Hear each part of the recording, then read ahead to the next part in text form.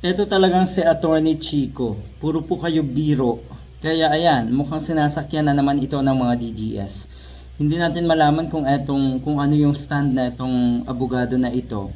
Pero ang sinasabi niya kasi, yung pagbabanta ni Sara Duterte ay may Ortila ba conditional. Kasi ang sinabi nga, pag napatay siya.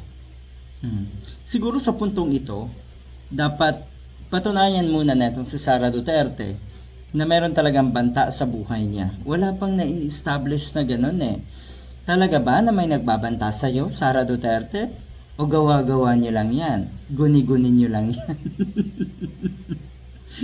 Masaklap. Mahirap talagang lusutan etong live na ito or etong pagbabanta na ito ni Sara Duterte sa isang video conference.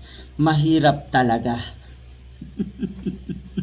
Dahil ang totoo niyan, malinaw sa mga kababayan natin yung sinasabi ni Sara Duterte na no joke, no joke. Sige, kung gaano kahaba yung video na yan, yung 2 oras na video na yan, wala na kayong lusot. Wala na tayong mahihita kung ano man yung konteksto, buong context ng 2-hour video na yan. Ang totoo, naandyan pa rin yung pagbabanta ni Sara Duterte. Hindi daw nangyari yung pagpapapatay kay Sara Duterte dahil nga natakot na rin daw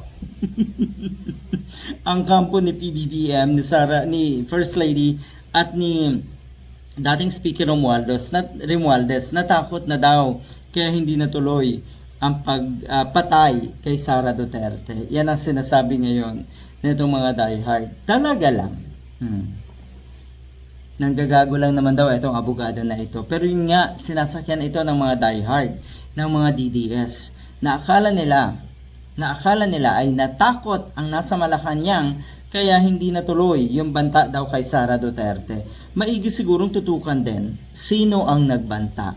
Meron bang direktang banta kay Sara Duterte para magbanta rin siya?